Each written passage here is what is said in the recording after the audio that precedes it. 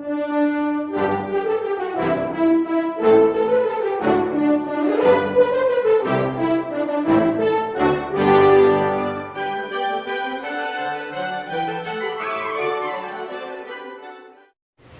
दोस्तों, मैं गौतम कुमार सिंह आरती excellence YouTube channel पर आपका वेलकम करता हूं। एक और क्वेश्चन प्रतिशत का उसी प्रोडक्ट रूल पे आधारित। अब की बार बोला गया है कि एक आयत की लंबाई 25% बढ़ा दी जाती है और चौड़ाई जो है उसमें क्या परिवर्तन किया जाए ये बात नहीं पता है। तो बोला गया कि क्षेत्रफल मात्र 10% ही बढ़े, मतलब परिवर्तन क्या करेंगे। तो फिर से बात हो रहा है क्षेत्रफल के, आयत के। तो सॉल्यूशन में यहाँ पे सॉल्यूशन में आयत का क्षेत्रफल बराबर लंबाई गुने चौड़ाई। आयत का क्षेत्रफल बराबर लंबाई गुने चौड़ाई। तो बोला गया है कि लंबाई को 25% बढ़ा दिया जाता है, तो प्लस में 25%। चौड़ाई में नहीं पता है क्या, तो चौड़ाई को मान लेंगे y%। अब पता नहीं है कि घटाया गया कि बढ़ाया गया, इसलिए यहाँ पे केवल y% माना गया है। अब बोला है क्षेत्रफल के बारे में कि क्षेत्रफल मात्र 10% ही बढ़े, मतलब प्लस 10% बढ़ने के लिए बोला है, तो प्लस 10%। अब अप्लाई करेंगे हम लोग प्रोडक्ट रूल, क्योंकि बीच में गुणा का चिन्ह है। तो प्रोडक्ट रूल z बराबर x प्लस y बटा 100 लिखेंगे। यहाँ से मान भरना शुरू करेंगे। z के मान, इसको z बोलते हैं हम लोग, इसको x बोलते हैं और इसको y बोलते हैं। तो z का मान हो जाएगा 10, x के मान हो जाएगा 25 प्लस में, y के मान प्लस में रखेंगे और यहाँ पे प्लस से हो जाएगा, प्लस प्लस मिलकर के प्लस। यहाँ पे 25 x का मान और y के लिए y बाटा में 100। 25 ही कटेगा 4 बार में, ये 25 उधर प्लस में तो इधर आएगा तो माइनस में, तो माइनस में 25 और प्लस में 10, माइनस में 15 हो जाएगा बराबर। यहाँ पे कुछ नहीं तो y बटा में 1 हो जाएगा और यहाँ पे y बटा में 4 हो जाएगा। ये हो गया -15, यहाँ पे -15। इसका एलसीएम निकालिएगा तो 5y हो जाएगा और बटा में 4, 5 से कटा दीजिएगा 3 बार में और यहाँ पे आ जाएगा y बराबर -12। तो माइनस में आंसर आया। इसका मतलब ये है कि y के मान में कमी हो रहा है। y के मान में कमी हो रहा है मतलब क्या, y माना गया है चौड़ाई को, चौड़ाई में कमी हो रहा है। तो यहाँ पे माइनस चिन्ह ये बतलाता है कि चौड़ाई में माइनस में आया, इसका मतलब कमी। चौड़ाई में 12% की कमी होगा, चौड़ाई में 12% की कमी होगा। माइनस के चिन्ह कमी को डिनोट करता है। अगला क्वेश्चन है, अब की बार क्वेश्चन में वर्ग को बोला गया है। देखिए पीछे जितना भी सब हम लोग क्वेश्चन किए हैं, सारे क्वेश्चन में आयत लिखा गया था, लेकिन अब की बार वर्ग लिखा गया है। तो ऐसी बात नहीं कि केवल आयत वाला ही क्वेश्चन बनेगा, वर्ग भी बनेगा, वृत्त भी बनेगा, त्रिभुज भी बनेगा, मतलब कोई भी चीज होगा जिसके फॉर्मूला में गुणा का चिन्ह आता है, उस सब का क्वेश्चन इस प्रोडक्ट रूल की सहायता से हम लोग बना सकते हैं। तो अगला क्वेश्चन वर्ग के बारे में लिखा गया है। लिखा गया है कि एक वर्ग की प्रत्येक भुजा को 12% घटा दी जाए तो इसके क्षेत्रफल पर क्या प्रभाव पड़ेगा। प्रभाव पड़ेगा मतलब क्या, क्षेत्रफल बदल जाएगा, बढ़ेगा कि घटेगा कि उतना ही रहेगा, ये बातें आपको बतलानी है। प्रश्न 12% भुजा को घटा देना है। तो वर्ग जो होता है, वर्ग ये होता है, वर्ग इसको बोलते हैं, मतलब कि ए बी सी और डी ये वर्ग है। तो वर्ग के प्रत्येक कोण जो होते हैं 90 डिग्री होते हैं और इसकी भुजा जो है, चारों भुजाएं एक समान होती है, चारों भुजाएं एक समान होती है। और वर्ग का जो क्षेत्रफल होता है यहाँ पे सॉल्यूशन में, अब यहाँ पे वर्ग के क्षेत्रफल का फॉर्मूला याद होना चाहिए। तो वर्ग का जो क्षेत्रफल होता है वह होता है भुजा गुना भुजा। वर्ग का क्षेत्रफल होता है भुजा गुना भुजा। अब बोला है कि प्रत्येक भुजा को, तो फॉर्मूला में तो 2 बार ना भुजा आया, प्रत्येक भुजा को घटाना है 12%, तो फॉर्मूला में तो 2 ही बार भुजा आया, मतलब एक बार यहाँ पे घटाने के लिए बोला है तो -12%। और एक बार यहाँ पे घटाने के लिए बोला है तो -12%। तो बोला है कि क्षेत्रफल पर क्या परिवर्तन पड़ेगा। क्षेत्रफल के बारे में कुछ नहीं पता है तो इसको जेड, इसको एक्स और इसको वाई मानेंगे। यहाँ पे फॉर्मूला में बीच में गुणा का चिन्ह है, इसका मतलब कि प्रोडक्ट रूल जेड बराबर X plus Y plus X Y by 100 ये जरूर लगेगा। तो यहाँ पे मान भर दिया जाए तो यहाँ पे जेड बराबर हो जाएगा एक्स के मान -12, वाई के मान भी -12, माइनस माइनस गुना होगा तो यहाँ पे प्लस, फिर x के मान 12 और y के मान 12 बटा में 100। तो है -12 -12 माइनस में हो जाएगा 24, ये हो जाएगा माइनस में 24 आप प्लस 12 में 12 से गुना करेंगे तो 144 और 144 में 100 से भाग देंगे तो 1.44 हो जाएगा। अब इसको हल करेंगे तो यहाँ पे मिल जाएगा 22 माइनस में मिलेगा -22.10 में से घटेगा 22, हाँ 10 में से घटेगा 4 तब बच जाएगा 6 और 9 में से घटेगा 4 तब बच जाएगा 5। इतना ये आया, मतलब -22.56। और माइनस का मतलब ये है कि माइनस का मतलब माइनस जो है कमी को डिनोट करता है। इसका मतलब ये हो जाएगा कि अतः क्षेत्रफल में 22.56% की कमी होगी। जब माइनस में आ जाए आंसर, इसका मतलब कि कमी होगी, प्लस में आ जाए तो वृद्धि होगी। और यहाँ पे आया है माइनस में, इसका मतलब कितना प्रतिशत की कमी होगी वर्ग के क्षेत्रफल में। देखिए आगे नोट लिखा गया है कि नियतांक के मान में कोई परिवर्तन नहीं होता है, इसलिए नियतांक को छोड़ दिया जाता है। नियतांक का मतलब कांस्टेंट, यदि कांस्टेंट मिलता है तो उसको छोड़ना पड़ेगा। जैसे यहाँ पे क्वेश्चन में बोला गया है कि वृत्त की त्रिज्या 12% बढ़ा दी जाती है तो उसके क्षेत्रफल पर क्या प्रभाव पड़ेगा। तो वृत्त इस तरह का होता है और इसको बोलते हैं केंद्र, और केंद्र से परिधि को मिलाने वाली जो रेखाखंड होती है इसको त्रिज्या और r द्वारा डिनोट किया जाता है। तो बोला गया कि यदि इसको 12% बढ़ा दिया जाए तो वृत्त के क्षेत्रफल पर क्या प्रभाव पड़ेगा। तो वृत्त के क्षेत्रफल का फॉर्मूला हमें चाहिए। तो वृत्त का क्षेत्रफल, और वृत्त के क्षेत्रफल का फॉर्मूला होता है पाई आर स्क्वायर। इसको हम लोग कहें तो ये भी बोल सकते हैं कि पाई गुने आर स्क्वायर मतलब 2 बार आर। अब यहाँ पे जो नोट में लिखा गया है कि नियतांक के मान में कोई परिवर्तन नहीं होता है और इसलिए उसको छोड़ दिया जाता है। तो यहाँ पे नियतांक है पाई का मान होता है 22/7। तो पाई जो है नियतांक है। वृत्त चाहे इतना बड़ा रहे, चाहे इतना बड़ा रहे, चाहे इतना बड़ा रहे, कोई भी वृत्त हो उसके लिए पाई का मान हमेशा 22/7 ही लिया जाता है। ऐसा नहीं है कि बड़ा वाला वृत्त होगा तो 23/7 ले लेंगे। हमेशा पाई का मान निश्चित है, नियत अंक है, कांस्टेंट है और इसलिए पाई के मान में परिवर्तन नहीं किया जा सकता है। तो इस तरह के जब क्वेश्चन मिलेंगे तो उसमें पाई के मान को छोड़ना पड़ेगा, पाई को छोड़ना पड़ेगा। जैसे सॉल्यूशन यहाँ पे देख लीजिए, सॉल्यूशन में हम लोग लिखेंगे वृत्त का क्षेत्रफल, और वृत्त के क्षेत्रफल बराबर पाई आर स्क्वायर। इसको हम लोग पाई गुने आर लिखेंगे। पाई कांस्टेंट है, पाई के मान 22/7 है, उसके मान में परिवर्तन नहीं किया जा सकता है और इसलिए इसको छोड़ना पड़ेगा। तो हम लोग लेके चलेंगे सिर्फ किसको, त्रिज्या को। तो ये एक त्रिज्या है, ये एक त्रिज्या है और ये है वृत्त का क्षेत्रफल। तो बोला है त्रिज्या को 12% बढ़ाने के लिए, तो बढ़ाने के लिए बोला है तो प्लस 12% यहाँ पे हो जाएगा और यहाँ भी बढ़ाएंगे तो प्लस 12% हो जाएगा। और क्षेत्रफल में क्या परिवर्तन हुआ तो इसको x इसको y मान लेंगे और क्षेत्रफल में परिवर्तन को z मान लेंगे। तो फिर से प्रोडक्ट रूल लगाएंगे हम लोग, z बराबर x plus Y plus X Y बटा 100। प्रोडक्ट रूल इसलिए कि r और r के बीच में, मतलब त्रिज्या और त्रिज्या के बीच में गुणा का चिन्ह है। तो यहाँ पे मान भरेंगे, z बराबर x का मान प्लस में 12%, y के मान भी प्लस में 12%। तो ये प्लस और इसके आगे के प्लस मिलके यहाँ प्लस, ये 12 गुने 12 बटा में 100। तो ये हो जाएगा 12 12 24 प्लस 12 में 12 से 144 और 144/100, 144/100 मतलब हो गया 1.44।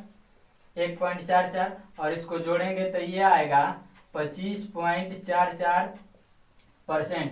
वैल्यू प्लस में है, इसका मतलब कि अतः क्षेत्रफल में 25.44% की वृद्धि होगी। क्षेत्रफल में 25.44% की वृद्धि होगी। तो हमेशा ध्यान इस बात का रखना है कि जब भी कांस्टेंट दिखाई दे, नियतांक दिखाई दे, उसको छोड़ देना है। अगला क्वेश्चन ये है, किसी आयत की लंबाई 20 मीटर है। थोड़ा सा परिवर्तन क्वेश्चन में किया गया कि बार लंबाई परसेंट में ना दे करके मीटर में दे दिया गया है। बोला गया कि लंबाई 20 मीटर है, तो लंबाई अब की बार परसेंट में ना दे करके मीटर में दिया गया है। लेकिन इसके बाद बोला गया कि यदि इसकी लंबाई को 10% बढ़ा दिया जाए, तो लंबाई को 10% बढ़ा दिया जाए और क्षेत्रफल पर पूछा है क्या प्रभाव पड़ेगा। तो सॉल्यूशन यहाँ पे हम लोग लिख सकते हैं, आयत का क्षेत्रफल और आयत के क्षेत्रफल बराबर लंबाई गुने चौड़ाई होगा।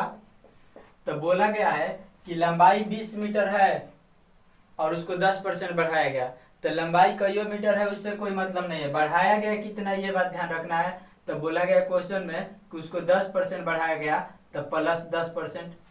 कितना मीटर लंबाई है उससे कोई मतलब नहीं है, क्योंकि उसका यूज नहीं करना, परसेंट वाला डाटा यूज करना है। तो 10% बढ़ाया गया लंबाई को, तो लंबाई को 10% बढ़ाया गया, प्लस 10 लिखेंगे। चौड़ाई में बोला गया कि चौड़ाई को 20% वृद्धि कर दी गई, मतलब बढ़ाया गया, तो प्लस 20%। तो बोला कि क्षेत्रफल में क्या परिवर्तन होगा, तो इसको जेड, इसको एक्स और इसको वाई मान लेंगे। प्रोडक्ट रूल फॉर्मूला लगाएंगे, मान डायरेक्ट भरते हैं, आपकी बार फॉर्मूला नहीं लिखते हैं। एक्स के मान 10, वाई के मान प्लस 20, दोनों चीज गुना करेंगे तो प्लस आएगा। यहाँ पे 10 गुने 20 और बटा में 100, ये 2 0 कैंसिल, तो है 20 और 10 30 और प्लस 2 मतलब 32%। और ये वैल्यू प्लस में आया तो लिख देंगे अतः क्षेत्रफल में 32% की वृद्धि होगी। क्षेत्रफल में 32% की वृद्धि होगी। अगला क्वेश्चन यहाँ पे, वहां पे आयत के बारे में दिया गया था और यहाँ पे बोला गया समकोण त्रिभुज के बारे में कि किसी समकोण त्रिभुज के लंब को 10% तथा आधार को 20% बढ़ा दिया जाए तो क्षेत्रफल पर क्या प्रभाव पड़ेगा। तो समकोण त्रिभुज इस तरह का होता है, इस तरह का, इसको हम लोग लंब बोलते हैं और इसको आधार बोला जाता है। तो समकोण त्रिभुज का जो क्षेत्रफल होता है तो वह क्षेत्रफल बराबर होता है 1/2 गुने आधार और गुने ऊंचाई, ऊंचाई को ही लंब बोलते हैं, ऊंचाई को ही लंब बोला जाता है। तो ये क्षेत्रफल के लिए फॉर्मूला हो गया। तो ये जो 1/2 है ये कांस्टेंट है, ये समकोण त्रिभुज कितना भी बड़ा हो कितना भी छोटा हो 1/2 ही लगता है, ये कांस्टेंट है, इसमें कोई परिवर्तन हम लोग नहीं करेंगे, इसको छोड़ा जाएगा। और बोला है आधार, तो लिखा गया है कि आधार 20% बढ़ा दिया जाता है, तो बढ़ा दिया जाता है तब प्लस 20%। बोला है लंब 10% बढ़ा दिया जाता है, तो लंब ऊंचाई को ही कहा जाता है, तो यहाँ पे 10% बढ़ा दिया गया तब प्लस 10%। तो बोला गया कि क्षेत्रफल में क्या परिवर्तन होगा, तो ये जेड, ये एक्स और ये वाई। प्रोडक्ट रूल लगाएंगे क्योंकि बीच में गुणा का चिन्ह है, तो यहाँ पे हो जाएगा जेड बराबर, डायरेक्ट फॉर्मूला डायरेक्ट मान भरते हैं, जेड बराबर एक्स के मान 20 प्लस वाई के मान 10 और दोनों चिन्ह गुना करेंगे तो प्लस एक्स वाई, तो एक्स के मान 20 और वाई के मान 10 और बटा में हो जाएगा यहाँ पे 100, डबल 0 कटेगा और ये भी हो जाएगा 32%। वैल्यू प्लस में है तो लिखेंगे कि अतः क्षेत्रफल में 32% की वृद्धि होगी, आंसर। तो अगला टॉपिक हेडिंग दिया गया है प्रोडक्ट ऑफ 3 क्वांटिटीज, मतलब अब की बार भी प्रोडक्ट रूल नहीं यूज करेंगे, लेकिन लिखा गया कि प्रोडक्ट ऑफ 3 क्वांटिटीज मतलब 3 राशियों का गुणनफल, 3 राशि का जब गुणा होगा। जैसे में यहाँ पे घनाभ के बारे में बोला गया है, बोला गया है कि लंबाई 10% बढ़ा दी जाती है, चौड़ाई 20% घटा दी जाती है एवं ऊंचाई को 30% बढ़ा दी जाती है, तो इसके आयतन पर क्या प्रभाव पड़ेगा। तो जैसे कि यहाँ पे घनाभ के बारे में बात हो रहा है, तो सॉल्यूशन में ध्यान से देखिएगा, बाकी सारा काम वही होगा, कोई मतलब अलग टाइप इसमें नहीं है। अब यहाँ पे आयतन लिखा गया है, तो आयतन हम लोग बात करेंगे, लेकिन किसकी, घनाभ की। आयतन मतलब आप समझ जाइएगा कि घनाभ के बारे में बात हो रहा है और किसी दूसरे चीज का आयतन नहीं, क्योंकि क्वेश्चन में घनाभ बोला है तो हम जो आयतन का फॉर्मूला लिखेंगे वो घनाभ का लिखेंगे। तो आयतन का फॉर्मूला होता है लंबाई गुने चौड़ाई और गुना ऊंचाई, ये होता है आयतन का फॉर्मूला घनाभ का, लंबाई गुना चौड़ाई गुना ऊंचाई। जैसे कि बोला गया है यहाँ पे कि लंबाई को 10% बढ़ा दी जाती है, तो लंबाई को 10% बढ़ाएंगे तब +10% कर देंगे। बोला है चौड़ाई को 20% घटा दी जाती है तो -20% कर देंगे, और ऊंचाई में बोला गया है कि 30% बढ़ा दी जाती है तब +30% करेंगे हम लोग, ये हो जाएगा। आयतन बराबर लंबाई गुने चौड़ाई गुने ऊंचाई, तो लंबाई 10% बढ़ाया गया तब +10, चौड़ाई 20% घटाया गया तब -20 और ऊंचाई 30% बढ़ाया गया तो +30 लिखा गया है। अब यहाँ पे 3 क्वांटिटीज है और हम लोग जो फॉर्मूला जानते हैं उसमें 2 ही क्वांटिटी रख सकते हैं, तो इसके लिए करेंगे क्या कि पहले किसी 2 को लेकर के हल करेंगे, या तो इनको और इनको लेकर के हल करेंगे, या इनको और इनको लेकर के हल करेंगे, या इनको और इनको लेकर के हल करेंगे। किसी तरह से पहले 2 को लेकर के हम लोग हल करेंगे। तो हल कर लेते हैं, पहले इसको लेकर के, इन दोनों को लेकर के हल कर लेते हैं। तो इसको हल करेंगे हम लोग, तो यहाँ पे मिलेगा z बराबर मिल जाएगा, z बराबर मिल जाएगा 10 -20 है x है y मान लेंगे, ये x और ये y मान लेंगे, तो x माइनस वाई, यहाँ है या है चिन्ह मिला के यहाँ पे माइनस हो जाएगा, और यहाँ पे 10 गुना 20 हो जाएगा और बटा में 100, ये 00 से 00 कैंसिल होगा। यहाँ पे मिल जाएगा -10 और यहाँ पे मिल जाएगा -2 और ये हो जाएगा -12, ये आया -12%, मतलब है दोनों मिला के -12 आ गया, -12 कमी को बतला रहा है, तो ये दोनों मिला करके -12 आया, लेकिन हमें तो तीनों मिला के बताना है।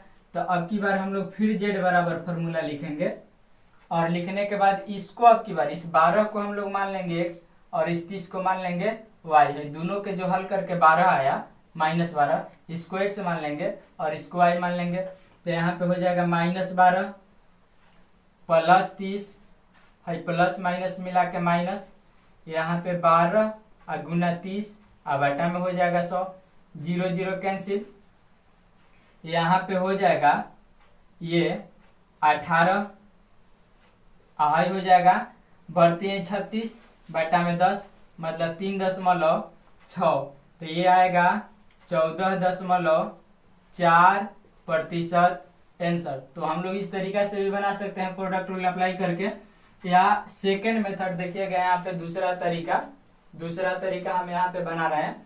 ये प्रोडक्ट रूल आप जब भी 3 क्वांटिटी जाए तो भी आप बना सकते हैं, 4 क्वांटिटी जाए तो भी आप बना सकते हैं। अंतर सिर्फ इतना है कि 3 क्वांटिटीज में 2 बार फॉर्मूला अप्लाई करना पड़ेगा प्रोडक्ट रूल। तो यहाँ पे अब सेकेंड मेथड से हम बना लेते हैं बेसिक से बिना प्रोडक्ट रूल के। तो यहाँ पे हम लोग मान लेंगे,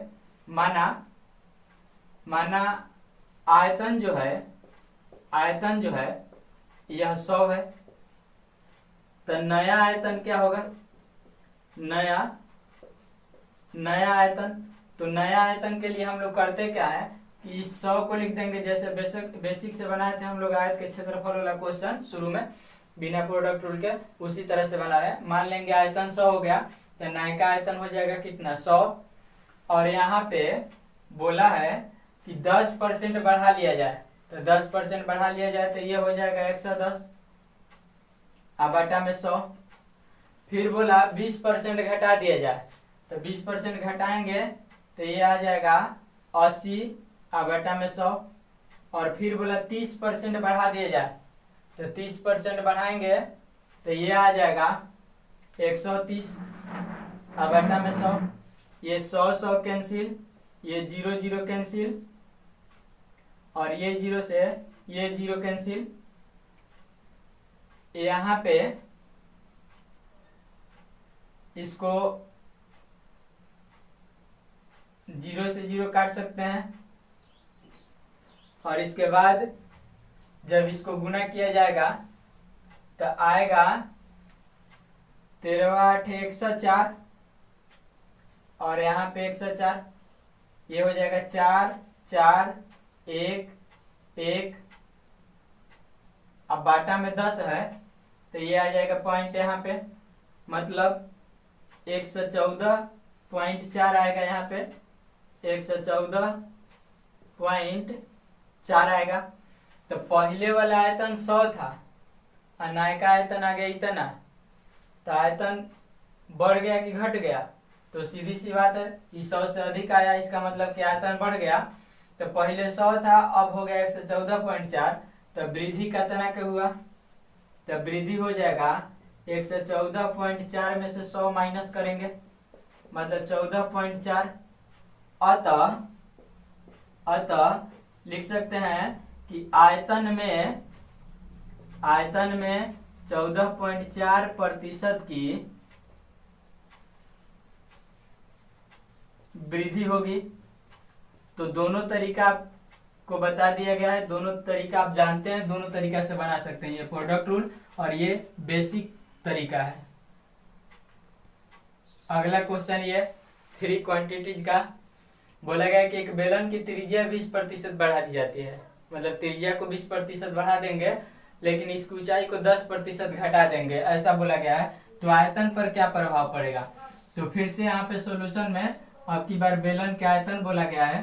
तो बेलन के आयतन बराबर होता है formula pi r square h. Pi जो है नियतांक है, ऐसा हम लोग जानते हैं, क्योंकि पाई का मान 22/7 हमेशा लिया जाता है, चाहे बेलन हो, चाहे शंकु हो, चाहे गोला हो या फिर वृत्त हो, तो हमेशा पाई का मान कांस्टेंट रहता है, इसलिए पाई को छोड़ देंगे। तो हम लोग ये बात लिख सकते हैं कि आर स्क्वायर मतलब आर गुना आर गुना एच। ये तो यहाँ पे बोला गया है कि त्रिज्या 20% बढ़ा दी जाती है, तो ये जो है त्रिज्या है, तो इसमें 20% की वृद्धि कर दी जाती है, तब प्लस 20%। ये भी त्रिज्या है, इसमें भी 20% की वृद्धि, तब प्लस 20%। और ऊंचाई ये है, और इसमें बोला गया है 10% की कमी कर दी जाती है, तो माइनस 10% लिखेंगे हम लोग। तो बोला गया कि आयतन में क्या परिवर्तन होगा, ये बात हम लोग को बतलानी है।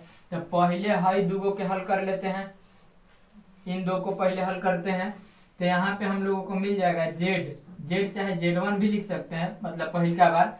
तो Z1 बराबर यहाँ पे मिल जाएगा x के मान 20 प्लस इसको x मान लेंगे और इसको y मान लेंगे, तो x प्लस y अब प्लस है, दोनों चीज मिला के प्लस, यहाँ पे xy मतलब 20 गुना 20 और बटा में हो जाएगा यहाँ पे 100। तो ये हो जाएगा 0 0 कैंसिल, तो हाई हो जाएगा 20 20 40 और 2 दूनी का 4, 44% आएगा। ये 44% आया। अब इसको हम लोग मान लेंगे x और इसको मान लेंगे y, इसको मान लेंगे x और इसको मान लेंगे अब की बार y। तो अब की बार फिर से z का मान निकल जाएगा x मतलब 44%, परसेंट नहीं लिखेंगे यहाँ पे, प्लस y माइनस 10 है तो यहाँ पे माइनस 10, ये दोनों के आगे के चिन्ह यहाँ पे लिखेंगे गुना करके, और ये हो जाएगा 44 गुना 10। अब बाटा में जो 100 होता है, ये 0 0 कैंसिल, तो यहाँ पे 44 में से 10 घटेगा 34 बचेगा। 44/10, तो 1 0 है तो 1 अंक के बाद दशमलव बैठा देंगे, तो यहाँ पे बच जाएगा 29.6%। वैल्यू जो है प्लस में आया, इसका मतलब ये है कि अतः क्षेत्रफल में 29.6% की वृद्धि होगी। इसको आप चाहें तो दूसरे तरीका से, जैसे पीछे वाला क्वेश्चन हम बनाए थे उससे भी बना सकते हैं, देख लेते हैं इसको भी। तो ये सेकंड मेथड हो जाएगा। सेकंड मेथड में मान लेंगे कि पहले जो आयतन था वह 100 मान लेंगे हम लोग। मात्रक नहीं लिखे हैं क्योंकि ये बात नहीं पता है कि लंबाई जो है मीटर में है कि सेंटीमीटर में, इसलिए मात्रक नहीं लिखा गया है। तो यहाँ पे नया जो आयतन होगा, नया जो आयतन आएगा, तो 100 तो पहले से था, बोला कि त्रिज्या 20% बढ़ा दी जाती है और आयतन में त्रिज्या 2 बार आता है। बेलन के आयतन में त्रिज्या r स्क्वायर मतलब 2 बार आता है। तो हम लोग लिखेंगे यहाँ पे 120/100 गुना 120/100, 2 बार बढ़ा के लिखेंगे। क्यों बोला? तो त्रिज्या एक ही बार है क्वेश्चन में, लेकिन फॉर्मूला में 2 बार आता है, इसलिए 2 बार लिखेंगे। और ऊंचाई 10% घटा दी जाती है, तो 10% घटा दी जाती है मतलब 90/100। ये 100 से 100 कैंसिल, और ये 2 0 से ये 2 0 और 1 0 से ये 1 0 कैंसिल। तो यहाँ पे हो जाएगा 12 × 144, और 144 में 9 से यदि हम लोग गुना कर दें, तो 144 में 9 से गुना कर दें तो ये हो जाएगा यहाँ पे 4 9 36, 4 9 36 3 39, और 9 3 12, इतना हो जाएगा। मतलब ये हो जाएगा 12 9 6 बटा में 10 तो है ही। इसका मतलब इसको हम लोग हल करेंगे तो ये आएगा 129.6। तो पहले आयतन 100 था और अब आयतन इतना हो गया, तो आयतन दिख रहा है साफ साफ कि आयतन बढ़ गया है। तो हम लोग बोल सकते हैं कि आयतन में वृद्धि, और वृद्धि कितना का हुआ? तो 129.6 में से 100 घटा देंगे, मतलब 29.6% की क्या हो गई? वृद्धि हो गई आयतन में, जो कि यहाँ भी आया 29.6%। तो दोनों में से किसी भी तरीका से आप खूब आसानी से बना सकते हैं प्रश्न को। तो अगला क्वेश्चन ये 3 क्वांटिटीज का लास्ट क्वेश्चन 3 क्वांटिटीज के लिए हम लोग करते हैं, इसके बाद फिर अगले टाइप पे हम लोग पहुंचेंगे। तो देखिएगा ध्यान से, यहाँ पे बोला गया ये बात कि एक शंकु की जो त्रिज्या है वह 10% घटा दी जाती है, तो उसके आयतन पर क्या प्रभाव पड़ेगा। अब की बार शंकु के बारे में बोला गया, तो सॉल्यूशन ध्यान से देखिएगा। शंकु का जो आयतन होता है वह हो जाता है, देखिए शंकु का जो आयतन होता है वह हो जाता है 1/3 πr²h, 1/3 πr²h। तो ये तो बात साफ साफ दिख रही है कि ये जो है कांस्टेंट है, इसके मान में तो हम लोग परिवर्तन कर नहीं सकते, नहीं तो शंकु के आयतन का फॉर्मूले बिगड़ जाएगा। और यहाँ पे क्वेश्चन में सिर्फ त्रिज्या के बारे में बोला कि त्रिज्या को बढ़ाया जाता है, और ये एच जो है ये ऊंचाई है, मतलब एच के बारे में कुछ नहीं बोला गया है कि बढ़ाना है कि घटाना है। मतलब एच को ना बढ़ाना है न घटाना है, मतलब क्या एच जो है वही रहेगा, और इसलिए एच को भी यहाँ पे छोड़ना पड़ेगा। क्यों? क्योंकि एच में तो बढ़ाने घटाने के लिए बोला ही नहीं गया है, तो उसको लेने से कोई फायदा है नहीं, वो तो बढ़ेगा घटेगा है नहीं, वो तो वहीं रह जाएगा। तो यहाँ पे बच गया हम लोग के लिए मेन बच गया r², और r² का मतलब r गुना r। तो बोला है कि 10% घटा दी जाती है तो -10%, और यहाँ भी 10% घटा दी जाती है तो -10%। अब यहाँ पे क्वेश्चन में हम लोग को निकालना है आयतन पर क्या प्रभाव पड़ेगा। तो आयतन का तो फॉर्मूला लिखा गया था, उसमें केवल r और r हमें मिला, तो यहाँ पे प्रोडक्ट रूल लगाएंगे z, यहाँ पे आयतन हो जाएगा ये z, ये x और ये y। तो प्रोडक्ट रूल z बराबर लगाएंगे तो x के मान -10, y के मान -10, ये चिन्ह मिलेगा तो यहाँ पे प्लस हो जाएगा, यहाँ पे हो जाएगा यहाँ पे 10 गुना 10 xy हो जाएगा, अब बटा में 100 है, 00 से 00 कैंसिल, और यहाँ पे आ जाएगा -10 और -10 -20, अब प्लस 1 गुना 1 मतलब -19 हो जाएगा। और माइनस ये बात बतलाता है कि कमी हो रहा है, मतलब कह सकते हैं यहाँ पे, अतः आयतन में 19% की, माइनस कमी को डिनोट कर रहा है, 19% की कमी होगा, आयतन में 19% की कमी होगा। तो हमेशा एक बात ये ध्यान में रखना है कि जो कांस्टेंट है उसको तो छोड़ेंगे ही, लेकिन जिसमें कोई परिवर्तन होने के लिए नहीं बोला गया है उसको भी छोड़ा जाएगा। यदि वीडियो पसंद आए तो चैनल को सब्सक्राइब करें, अपने दोस्तों को शेयर करें ताकि उनको भी बेनिफिट हो सके।